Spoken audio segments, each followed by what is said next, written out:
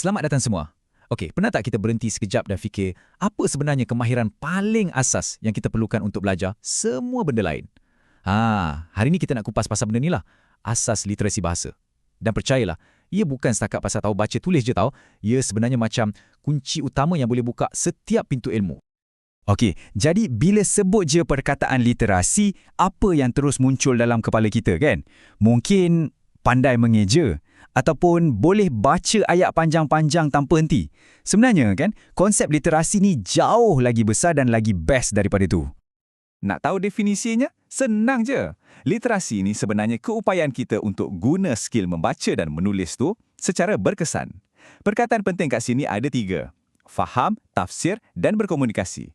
Jadi, ia bukan lagi pasal teknikal semata-mata tau, tapi lebih kepada macam mana kita guna bahasa ni sebagai alat untuk berfikir dan berhubung dengan orang lain. Baiklah, asas literasi ni bayangkan macam sebuah bangunan. Dan bangunan ni, ia ada 2 tiang utama yang sangat-sangat penting. Dua-dua ni saling melengkapi. Jom kita tengok macam mana 2 kemahiran ni, iaitu membaca dan menulis, bekerjasama untuk bina satu asas yang betul-betul kukuh. Nampak tak kat sini, ada 2 proses yang nampak lain tapi sebenarnya berkait rapat. Fikir macam ni, membaca ni proses input, maksudnya kita terima maklumat. Otak kita bekerja keras, tukarkan simbol-simbol atas kertas tu jadi satu makna.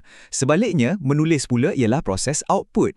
Kita keluarkan idea. Kita pula yang susun fikiran dalam kepala, jadikan ia tulisan yang orang lain boleh faham. So, satu terima, satu lagi mencipta. Perjalanan untuk jadi seorang pembaca ni, subhanallah, memang menakjubkan.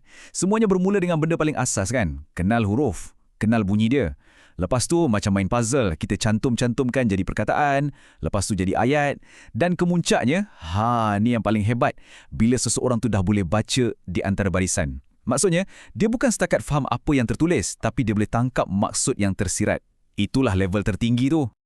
Sama jugalah macam penulis, perjalanan dia pun lebih kurang. Mula-mula, kena kuasai benda-benda teknikal dulu. Tulis huruf betul, ejaan kena tepat, benda-benda ni semua kena settle dulu. Bila asas ni dah kukuh, barulah si penulis ni boleh fokus pada kerja yang lebih otak sikit. Macam mana nak susun ideologi, nak buat ayat yang sedap dibaca dan hasilkan tulisan yang betul-betul sampai mesejnya. Okey, sekarang kita dah jelas sikit kan, apa itu literasi. Tapi, persoalan paling besar, kenapa benda ni penting sangat? Jom kita beralih ke bahagian seterusnya untuk kita faham betul-betul kenapa literasi ni adalah asas mutlak untuk kejayaan setiap pelajar. Kesan literasi ni, sangat-sangat luas. Cuba kita fikirkan sejenak. Ia bukan penting untuk subjek bahasa Melayu je tau. Macam mana seorang murid tu nak jawab soalan matematik kalau dia tak faham soalan tu sendiri? Macam mana nak buat eksperimen sains kalau tak faham arahan dalam buku teks? Nampak tak? Sebab itulah literasi ni yang akan asah pemikiran kritis kita, cara kita bercakap dan yang paling penting, ia bina keyakinan diri kita bila belajar. Dan petikan ni, ia betul-betul merumuskan segala-galanya. Dengar baik-baik. Tanpa penguasaan literasi yang baik, murid akan menghadapi kesukaran memahami kandungan pembelajaran dan menyertai proses pembelajaran secara aktif.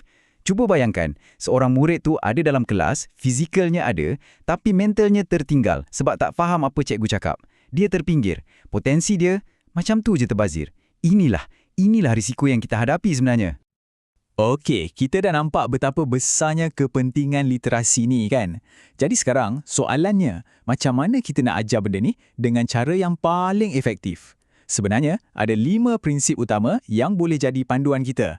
Jom kita bedah siasat satu persatu. Prinsip nombor 1, pembelajaran tu mestilah bermakna. Apa maksudnya tu? Maksudnya, apa yang dia belajar tu kena ada kaitan dengan hidup dia. Contohnya kan, kalau belajar tulis surat, lagi seronok kalau dia tulis surat betul-betul untuk atuk nenek dia kan, daripada buat latihan kosong dalam buku. Bila dia nampak kenapa benda tu relevan, motivasi tu akan datang sendiri, tak payah paksa-paksa. Prinsip kedua, mestilah berperingkat. Ni macam kita main blok binaan tu. Tak boleh terus letak bumbung kan? Mesti mula dengan tapak dulu. Sama juga dengan belajar. Kita mulakan dengan yang senang, lepas tu baru kita tambah sikit-sikit, selapis demi selapis, ke arah yang lebih susah. Yang ketiga pula, pembelajaran tu kena berterusan. Skill literasi ni bukan macam mi segera tau. Tak boleh belajar satu malam terus pandai. Ia lebih macam pergi gym. Kena buat latihan konsisten, kena ulang-ulang, barulah otot pemahaman kita tu jadi kuat dan mantap. Seterusnya, Prinsip keempat, kontekstual. Maksudnya, bahan yang kita guna tu biarlah kena dengan dunia di sekeliling murid tu. Contoh mudah, kalau murid tu tinggal kat kampung nelayan, cuba bagi dia baca cerita pasal ikan, pasal laut, mesti lagi lekat kat kepala dia berbanding cerita pasal bangunan pencakar langit kan? Bila kena dengan jiwa, pembelajaran tu jadi lebih dekat di hati. Dan yang terakhir, tapi ini mungkin yang paling penting sekali, pembelajaran tu mestilah berpusatkan murid. Ini satu anjakan pemikiran yang besar tau. Murid bukan lagi macam cawan kosong yang kita tuang air je. Tak, mereka kena jadi peserta yang aktif, jadi peneroka, jadi pencipta dalam proses belajar mereka sendiri.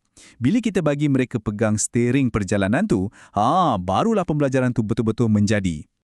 Jadi jelaslah kan, literasi ni bukan sekadar ABC atau 1, 2, 3. Ia adalah batu asas untuk segalanya dalam hidup kita. Jadi sebagai penutup, saya nak tinggalkan satu soalan untuk kita semua fikirkan. Macam mana kita, tak kiralah kita ni guru ke, ibu bapa ke atau siapa sahaja, macam mana kita semua boleh bekerjasama untuk pastikan setiap anak-anak kita ada asas yang betul-betul kukuh ni untuk masa depan mereka. Itulah cabaran kita bersama.